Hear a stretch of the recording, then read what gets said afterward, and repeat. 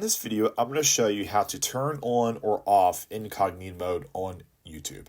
Very simple to do. So once you're at YouTube and your homepage, you see all of your recommended content depending on what you watch. And the benefit of incognito mode is that you have no recommendations. It's a clean slate every time you use it, so you can search things more freely if you so choose. But to turn on and off incognito mode, all you have to do is go to the bottom where you see all of your options here and go and click on your profile picture at the bottom right corner. So that's going to bring you to your history and all of your stuff, basically all of your setting options for your YouTube username and your email that's associated with who you're logged in with. So from here, what you want to do is go ahead and turn on incognito mode at the very top.